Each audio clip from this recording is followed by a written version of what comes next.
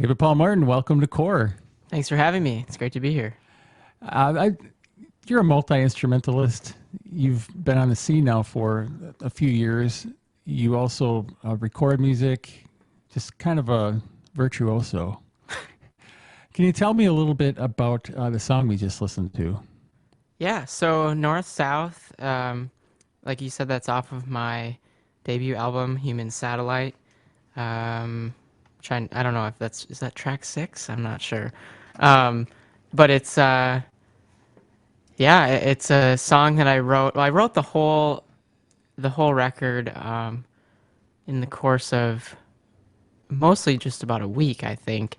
I was spending some time up at, our cabin up in almost Upper Michigan, but it's pretty much as far as you can go north in Wisconsin. And um, yeah, I was.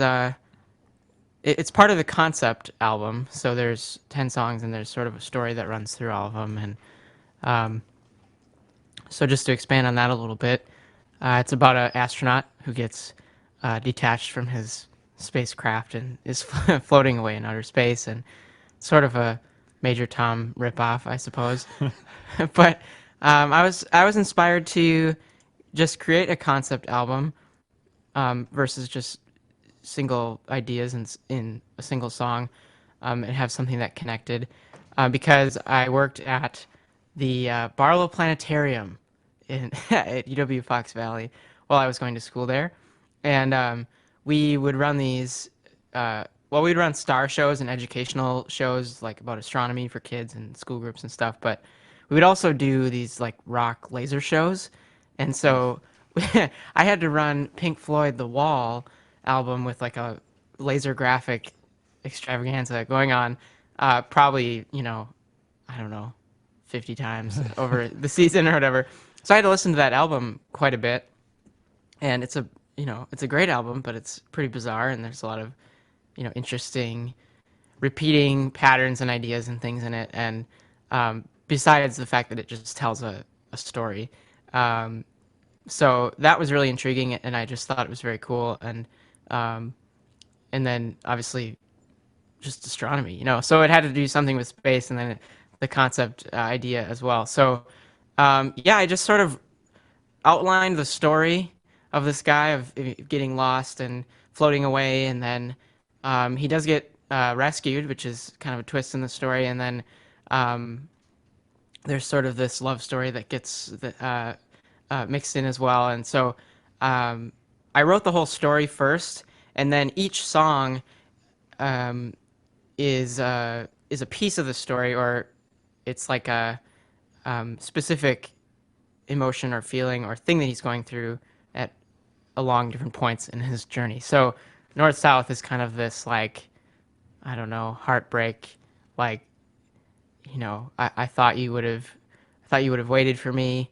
I thought what we had was, a promise, and it's just kind of like all these hopes and dreams that you have are, uh, you know, gone all of a sudden. And so it's sort of a sad song, but I wanted it to have sort of a upbeat, sort of a bluesy feel to it too. In writing the concept album, how like sequencing that? Did you write the songs like when you were going to write one of the songs? Did you write it kind of knowing where you're going to place it already, or did you have all the songs written and then kind of shuffle them around to fit a story? No, I kind of wrote them knowing where they were going to be. I think, so Did that make it more challenging to write it, or did it make it I don't easier? know. It was the first full length record I wrote and produced, so um, it seemed like it all came pretty quickly, and I haven't really been able to reproduce that result since. So, you know, it, it all worked out, but now it's, I'm just doing different processes, different things. You're a multi instrumentalist. Did you perform most of the instruments on the album, or did you have outside help? Yeah, I performed every sound on the record Wow. that you hear. So, um, yeah, I started playing piano when I was young, like a lot of kids do, and I didn't really like it. My As your first instrument, the yeah, piano? yep. And I grew up in a musical family. So I have four older sisters. I'm the only boy, and so some say I had five moms. Um, but yeah, we were all musical, and my sisters all sang, and so I grew up in church too, and so that was a huge influence. And then um, my mom played the flute. If she hears this, she'll be like, "Why are you talking about me playing the flute?" But no, she played the flute, and my dad played the radio, and What's so oh, play the so, but yeah, so piano lessons didn't like them. My mom had to like pay me $1 to practice and like try to make me to. I just never liked it. I remember there was this one time when I had a sub teacher, and she started teaching me about music theory, and that was totally new because the teacher that I had most of the time would just turn the next page in the John Thompson book and be like, all right, Swans on the Lake, whatever, and it's like the next song to learn, and they just didn't really mean anything to me. And so when I started being taught about music theory and how music actually works and how all the relationships between notes and intervals and chords and things like that, that was really interesting. And I was like, whoa, this is sweet. And then I went back to my old teacher again, and I was like, oh man, like I wish you would teach me about this stuff. And she just never really would. And I mean, it was good, but um, I think yeah, it wasn't until later that I really found a true appreciation and passion for playing keys and playing piano again. Um, but yeah, I think it was when I was about 10, I thought playing the drums would be way cooler and way more fun. So my parents signed me up for some drum lessons over at Island Music in Neenah. So I was over there, and actually, a guy from our church, his name is Jim, he has been a huge influence on me throughout my life. But he gave me an old drum kit. It's this old, like Japanese Apollo kit. And I still use it. When my drummer plays with me at shows, we'll still use that kit or pieces of it. Um, so he gave me a drum kit, and I started learning drums, and then um, yeah, that was the start. That was the start of it for me. when did you pick up a guitar? Um, I'd say it was probably around 11, 12 maybe. Um, so interesting note, I actually started the first like string instrument I started playing was the mandolin. So my uncle, uh, he he had a mandolin, he had a banjo, and various folk instruments. So whenever we'd go over there, um, there would inevitably be some jamming going on. So he taught me some chords on the mandolin, and um, that's when I wrote my first song with those three chords. Yeah. Did that song appear on any album yet? No, it did not. When did I mean was your solo album, was that your first musical project, or were you in bands before that prior? Yeah. So, um, like I said earlier, grown up in church, and I'm still part of the church, so that's a big part of my life. So through like, um, grade school into middle school and high school, I was always playing in like, youth group bands and like worship bands and stuff like that. And so that's where I started playing with other people and learning how to play in bands. Um, so yeah, it was actually out of playing in church that you know I developed some really strong friendships with some folks, and we started a band, and it was called Walk the Deep, and we formed it in order to compete in this talent or this like Battle of the Battle of Bands competition that was at Life Fest. If anyone's familiar with that Christian music festival over in Oshkosh.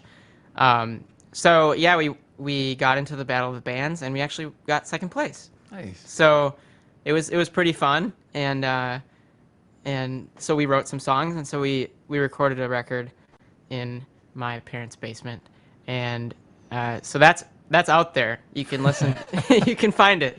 It's Walk the Deep. yeah, it's a self-titled album, Walk the Deep, Walk the Deep. Um, so that's mostly like spiritual music, and What were you doing on that album?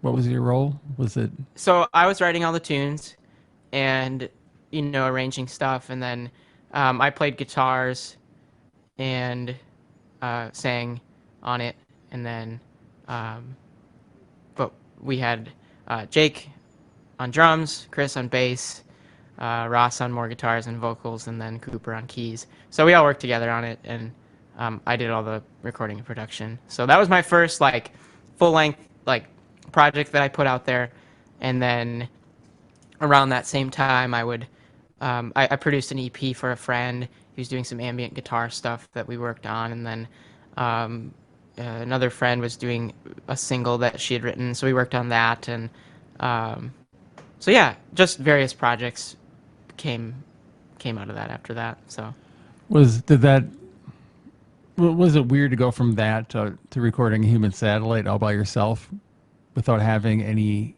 additional musicians to worry about, or um were you bouncing ideas off of anyone at this point during the album, or were you? not really. No, I mean it was different, but I wouldn't say it was weird. I feel like so I'm kind of a perfectionist, so it's like it's never good and it's never good enough. So I'm always like changing and tweaking, and eventually I have to let the song go um, and just let go of it. But yeah, I think working with other people and working with the band was challenging. I mean, it was a good challenge, but um, it took a if somebody didn't quite do their part right or whatever, it would be me like trying to fix it, or like me whatever, and it was just like um yeah, I don't know, it's a different process. So like when I'm by myself, I can just take as long as I want, and get it just right. So that was the beauty of producing it myself. Yeah. Being a guy that seems to like the fullness of an album, can you kind of tell me your thoughts on the pros and cons of releasing singles versus full albums? Yeah, I mean, a full album is like a complete work in my mind, and it's like a um yeah, it's just a really cool thing because you can hold it, and it tells a story. And I don't know, the singles just exist in the I mean, today mostly they exist in the digital realm. So when you say you release a new single, you don't really have anything to show for it except tell people that it's on like Spotify and whatever. um and yeah, I think art is really cool, and just like the visual representation of what a record is really special. So um yeah, I mean, I started releasing singles because I don't know, everybody else is doing it. Maybe. And I mean, it's a cool way to keep listeners engaged without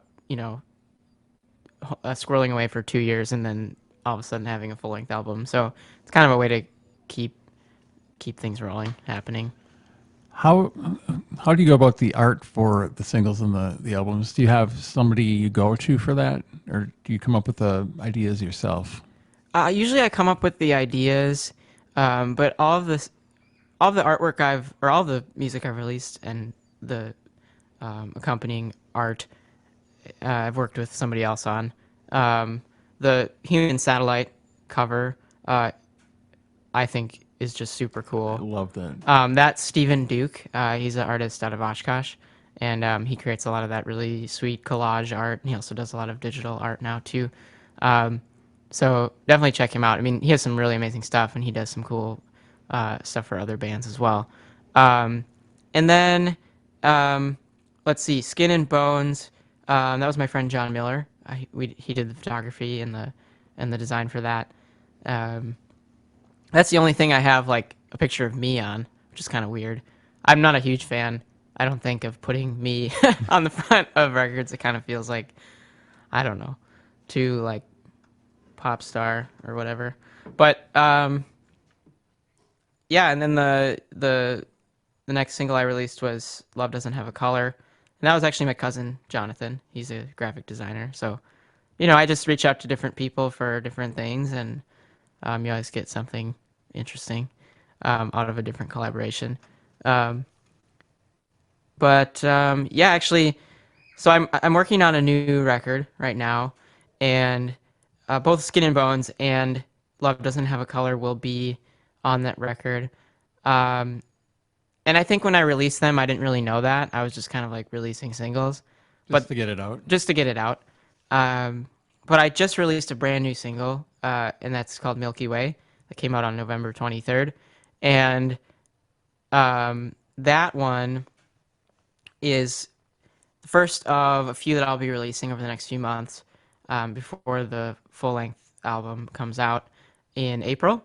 So um, there's a definite theme to these next singles that are coming out and how they will connect with the full length album. Um, so I don't know. I feel like I kind of got my act together, and now Any spoilers? now there'll be a theme or kind of a visual consistency there. But any spoilers? Well, so yeah, I just released Milky Way, and that's a song uh, that I actually wrote about my wife. Um, Yeah, well, I mentioned you were just married this past was it August. August? Yep, just got married in August, and everybody asks, "How's married life?" And it's great. Okay. It's really good. And as you go through different seasons, your inspiration for writing changes, and so um, I find a lot of my inspiration coming from my wife and our relationship, and just doing life together. Yeah, Um, right after you're married, you did a couple shows and traveled around yeah, a together, little right? bit. Yeah, we took a honeymoon up in Door County, and then like the day after we got back, I opened for Mason Jennings, which was really cool over at Gibson Music Hall in Appleton. So, and actually, my wife Emma played a song with me at Gibson, and That we were was really good. thanks. I thought so too. Yeah, and yeah, I give her a lot of credit for putting in the effort and learning the parts, and we practiced on our honeymoon. It was fun. And but yeah, she deserves more credit. She has a great voice, and um, she wouldn't say it, but So is she going to be factored into this upcoming album quite a bit? um, 'Cause it seems you've got another sort of space theme, at least with the Milky Way single. you're right. Yeah. Well, so it's interesting. Um, is that the new record is actually going to be called Soul Geology, which is uh, different because geology is very terrestrial, usually, unless you're talking about like lunar lunar geology or like planetary geology. But no, we're talking about the Earth, so it's kind of a down, bringing it back to the ground kind of a thing. Um, so uh, the interesting thing about this next record is that it isn't necessarily quite as much of a concept album as the debut album was, but there's definitely a theme, and I don't think I really realized there was a theme um, until midway through the process of kind of constructing how the album would be arranged. But each song was kind of written out of a different place, and like, but what I realized is that, and actually my friend John helped me realize this. We were talking about it. He's like, you know, every one of these songs has to do with a person in your life, whether it's your wife, whether it's your mom, whether it's your friends, whether it's you know um, family, or just like, or even your relationship with God. I mean, it's like each thing is like it all has to do with relationship. And so he's like, it's kind of funny that you want to call it soul geology because, you know, when I think about that, I think of relationship being the makeup or the geological like framework or structure of who we are, like as people, and like our soul is literally constructed by who we relate to. And you know, if we were just in this alone, it would be really boring and really lifeless. And it's the people in our lives that that shape us and mold us. And so that's what the whole album is kind of about. And each song has to do with a different person, which is kind of cool. So Milky Way is one that I released, and that one's about Emma. The next song I'm releasing is called Kite, and that fingers crossed will be coming out on the 31st of this month, if I can get my A week and a half. my ducks in a row. We'll see. Um, but yeah, that song is sort of indirectly about Emma as well. Um, but then the one after that is another song that I wrote about my mom, and so yeah, that's kind of how the new record is coming along. And then I guess to answer your question from before, um, will Emma be featured on this record? Yeah, there's actually one song for sure, and that's the one that we performed at Gibson together. It's called First, and that's a special song for us that we worked on together. So I'm gonna try to get her on there for sure. Hey, so we've got a call-in question. Ooh. You're on with David Paul Martin. What's your question? Hey there. You mentioned something about writing songs in different weather. I think you're talking about weather conditions. I just wanted to know, do you write more emotionally based songs during the winter or during the rainy season and more lighthearted stuff during the summer, or does that even matter? That's a really good question. I haven't really thought about that, but I would say, um, so right now I find myself in a season of not really writing so much because I'm so busy with like producing and like recording a record. So I definitely goes in seasons. So whenever I'm, working on a record, I'm definitely not writing as much as I should. Um, but yeah, I'd say um, summer definitely would bring some more lighthearted stuff. Yeah. Thank you for the Cool. call. Thank you for the call-in question. Yeah, winter winter can be depressing in Wisconsin, so it could bring some more gloomy moods for sure. You did the last couple Mile of Musics. I did. Yeah, I've performed at the last 3 years of Mile of Music, and it's always a blast. It's super fun. I think the first year you had quite a few shows. And I think they had you by the Paper Valley, and then last year I think you were doing a couple bigger shows.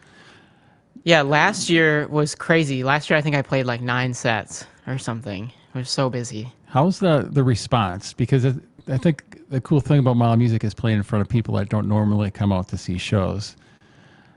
Did you find yourself enjoying?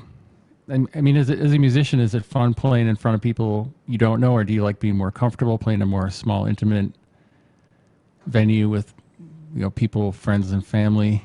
Yeah, that's an interesting question. I guess this past Mile of Music, one of my favorite sets was at Dr. Jekyll's, and it was packed. It was awesome. Like there was a line outside the door and people couldn't get in, and not sure if that was because of me or if they just wanted to hang out at Dr. Jekyll's, but um, yeah, I mean there were a lot of my friends there, and that always means a lot and is always exciting, and I think that definitely loosens me up when there's people I know out there, and it makes me smile and like look happier because I catch their eye and I see them, and it's like it's really good. I feel like sometimes I can kind of like get lost like in my own zone sometimes, and I need to remember to like actually interact. Are there any things any things that you don't like people watching your show to do? And like yelling out song Throw titles tomatoes. or I don't know. No, yeah, I mean, what really is a bummer is when you play venues where, you know, people aren't really appreciative of your original tunes. And so, like, they ask you to play Freebird or something like that. That's always a bummer. And kind of just annoying, Or they want you to play covers or, they're getting drunk and they want to hear Johnny Cash or something. You had a great performance on Rock Garden Live a little over, almost a year and a few weeks ago, I think. To the Yeah. day. Was that something that was hard to get prepared for because you had to get a full band put together for Right. that? Yeah. So that was a blast, that show. And you're right, I did get a full band together for that.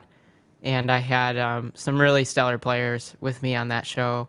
Some of the Fox Valley's best, I would say. I mean, um, Mike Underwood on drums, Andy Sachin on bass, Calvin Casper on guitars, and um, not only are they incredible musicians, but they're great guys to work with and hang out with. And so I met all of them actually through a different church connection, which is interesting. I was leading the bands over at Celebration Church, which meets or was meeting in the Outer Edge stage downtown. And so Mike and Andy would play with me most every week. And so that's how we got to know each other. And so we were playing like, worship stuff. But then I asked them, hey, could you guys play with me on my Rock Garden show? And they were excited to do it. So, and then I met Calvin through the church as well, because he does stuff with a different campus, but also I'd seen him playing with Raquel Rodriguez at Mild Music, I think last year, and I was just blown away by his playing. I was like, "Who is this guy?" And then I learned that he was local and grew up in Nina and stuff, and I was like, "Whoa!" So, yeah, that was a lot of fun, and I think we did like 2 rehearsals. They just like learned my music in a matter of hours. It was awesome. Was it strange to watch yourself on TV when it aired on the CW? Oh yeah, I mean, it was weird. It was funny. I mean, I always just feel like I need to prepare what I'm gonna say more, because I always feel like I don't know, say weird stuff. But yeah, I mean, it was fine. Like the performance was, I was proud of it, and I thought it was good. And I just don't like talking that much. I mean, I like talking to you, and I like talking on a show, but like, you know, sometimes I feel like I just need to shut up and play my song and let it speak. You know. So you're not a fan of stage banter? I mean, if it's good, I mean, some people are really good at it, and it's a lot of fun to be a part of. But yeah, I Well, need. I'll say during that show, which I was glad to be a part of the audience for that. You were doing some talking, introducing a song, and Yeah. got quite emotional to where you had to stop it. Yeah. and just take a little. For sure. That I think that got edited out and it wasn't even on the show. Which I didn't ask them to do. I mean, yeah, I was playing a song called Bird's Eye View that it's just a song about like looking back on experiences in your life, and specifically ones that are tough and that are hard to understand. And everybody always searches for the why and the meaning or the purpose of things. And when you're going through something that's just heart-wrenching, it's like the last thing you want somebody to say is, "Oh, there's a reason for this," or whatever. It's just like, no, just let me be sad, and let me just grieve and process through. And so anyway, this song is just about the beauty that exists in life, even when things are hard and things are heartbreaking. And so there were a lot of people in the room that night that mean a lot to me, a lot of family and cousins and things, and people that I know their story. And so when I was sharing that, I just saw them, and I like looked them in the eye, and it just hit me like, wow, like some of these people are still trying to find answers, for things in their lives, whether it just be loss of loved ones or health issues, and um, yeah, it just kind of hit me all at once, and I just kind of broke down. It's the power of music and of a story and of just conveying an emotion or a feeling through a song. So yeah, it was good. I don't regret stuff like that. It's good to feel. It's good to Well, it shows how personal your music is, and it actually has meaning, which is good to see. And it was actually good to see that at the show too. That yeah. was a good moment. Well, I'm glad that I know it. After I think I was kind of self conscious about it, and I wished it wouldn't have happened initially, but yeah, a lot of people came up to me afterwards and were like, "That actually meant a lot," and that was a powerful moment and of the performance. So it's good to be vulnerable. We got a question. Okay. This is from DJ Bear, who hosts Amped Up Wednesday nights Okay. on Code Zero Radio. He asks, would you consider recording a CD or EP with the musicians that played with you at Rock Garden Studio? Yep, potentially. Yeah, I mean, the I record everything myself at the moment because I don't have to pay anybody to play. Um, but I would, as I progress and record more music, like to bring more people in on it, because you just get so many different flavors and just um, ideas, musical ideas, and so yeah, I definitely would consider that. Thanks for the question. Want to ask you who your influences are. We didn't really get to that yet. Sure. Yeah, I mean, influences. I mean, it's all across the board from, you know, like I mentioned, like Pink Floyd. He was an influence.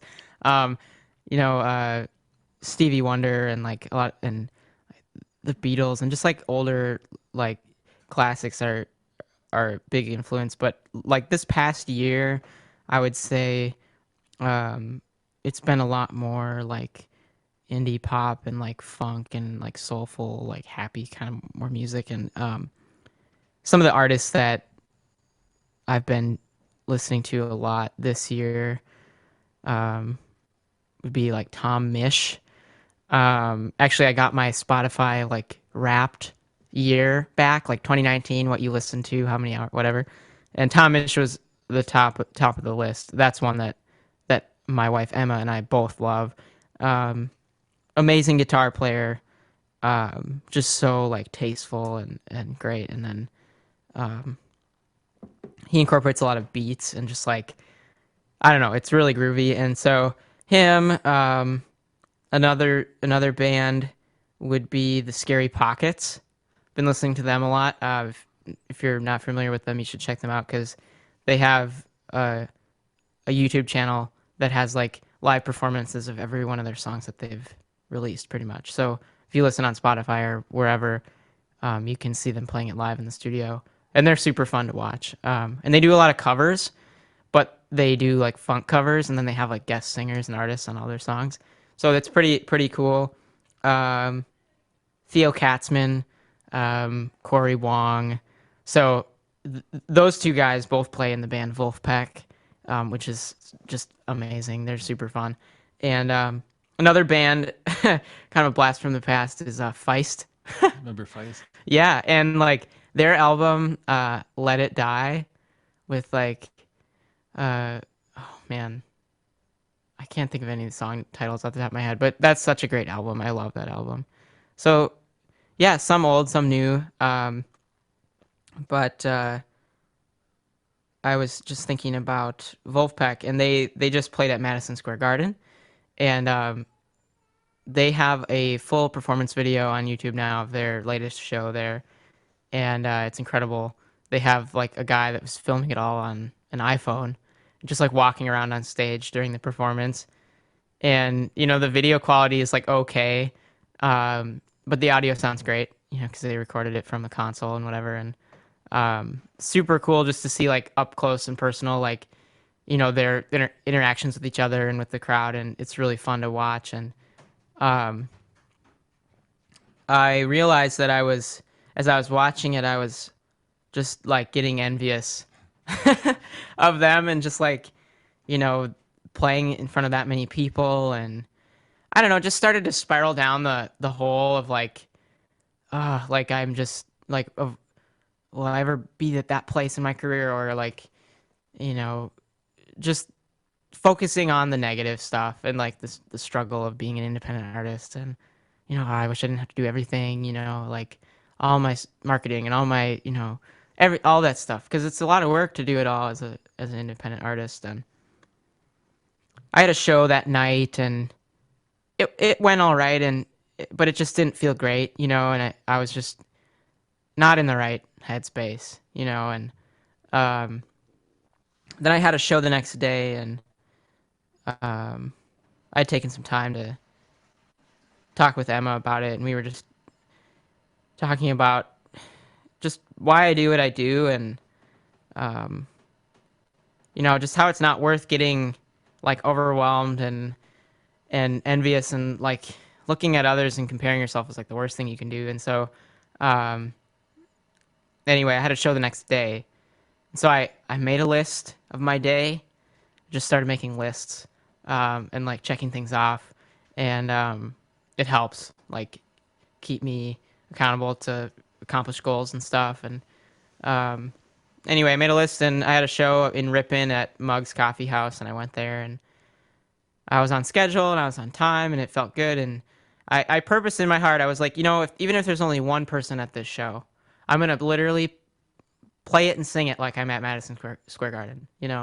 Like if there's 1,000 people listening, you know, and it doesn't matter if there's just one person, I'm gonna do my best, and it's gonna be great.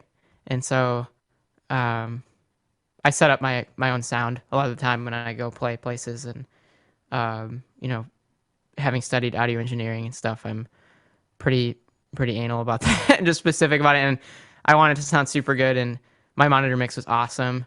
I had enough time to like get it right before people got there. And sure enough, showtime rolled around, and there was like one guy, and he walked in and started talking to me, and he's an organic farmer, and it was cool. Just like, chat with him for a while, and I was like, all right, well, I guess the show is getting started. And I think more people trickled in throughout the night, but the most that night there were like 8 people, so it was a really small, intimate show, but it was great. It sounded awesome. I was like proud of my performance, and people even bought some T-shirts and like some CDs, and that was encouraging. And even got another connection for another show through that. And but over the course of the night, I think there were 3 people that stayed through the whole thing, just 3. And so I was driving home, and this is gonna sound totally corny, but I saw a meteor, like shooting star. It was incredible. It just like, I hadn't seen one that bright or that with as long of a duration, like, cutting across the sky like that for a long time. And it was so beautiful. And I was just driving, and then like 5 minutes later, another one, like as cool as the first one. And I was like, what the heck? Is there some sort of like meteor shower going on tonight? And I was almost gonna like pull off the side of the road. And then there was another one. I saw 3. It was incredible. And then I was like, 3 meteors, 3 people. And I was like, this is so weird. But I just felt like it was like, just like God, just like telling me like, doesn't matter like who you're playing to or how many people listen to you, as long as you just like do your best and like sing your songs, like it's gonna be fine, And it's like you can, even if you just encourage or change one person's life, like that's what matters. It's not about a crowd or about fame or anything like that, because that totally sucks the life out of music and the purpose of it. And so I don't know, just kind of a cool little story, and that was really encouraging for me, because sometimes as an artist you can get down the spiral of just like being too introspective and like too worried about what other people think and where you're at in your career and stuff like that. So Where are you at as far as you're recording? You were set up at the refuge. Hmm. No, you're not. Where is your studio set up now? My studio's at my house, Okay, cool. and yeah, so I spent I think about a year with my studio over at the Refuge Foundation for the Arts, which is an amazing space in Appleton here, and so just grateful for the time to be there and to meet other artists there, and um, still a lot of opportunities come from that, and so it's a great place to be connected to for sure. Um, and But yeah, I have my studio in a little spare bedroom now, and it's smaller, but I have some storage space in my garage. So, and my garage is heated, so that's nice. I think I'm gonna try tracking drums out in my garage, see how that works. You mentioned it's less expensive to record yourself. Do you find yourself paying a lot for gear though? Um, Not really. I mean, I'm kind of at a place where I have what I need, and I'm not continually looking for the next piece of gear, which is a good place to be. Yeah. Um, my setup is very, very bare bones. Um, for anyone out there who is interested, I record through a Focusrite Scarlett 18i20 interface and just plug my mics right into there, and everything's pretty much in the box. I'll record in Logic.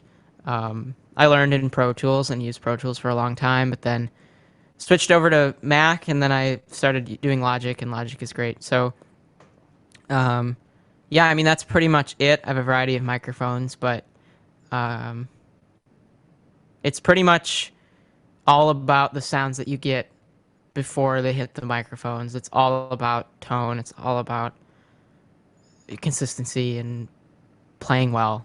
If you don't play it well, it's not going to sound any good. Even if you have a, you know, Or what do you enjoy more, recording or performing? um, I don't know. I guess it depends. I like both of them.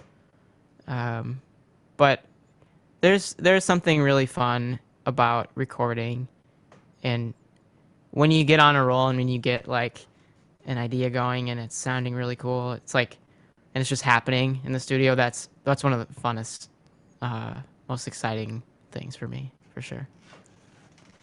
What's the next thing you have coming up? The next opportunity for people to check you out? Yeah, so it's a little bit of a lull now over Christmas, but I'll be back um, with a short little set, short but sweet, over at the Red Lion Paper Valley in downtown Appleton for the Mile of Music New Year's Eve Bash. So it's going to be me and a lot of other great artists that night. So you should definitely come and ring in the new year with us over at Red Lion. And for those that have never gone to that before, it is a lot of fun. There's normally a little chocolate station set up for a short period of time, and they've got like all the hats and stuff for you to wear. So it's a good party. And this year you get the additional bonus of seeing David Paul Martin perform. It'll be like a 20-minute set. It's gonna be short, but I'll play some songs, and then I think we're all singing a song together with all the artists at the end. So that should be a fun surprise. Do you know any of the other artists that are performing this year? Yeah. What is it? Freddie and Francine and Mike Maines and the Branches, and I know Genevieve Hayward will be there, and a bunch of others. So Sounds great. yeah, The show is over, David, and it feels like we just started. yeah. It's been a good hour. So we're gonna have you back, I'd love it. and maybe when the new album drops in April. Does that sound like a good time? Sounds great. Yeah.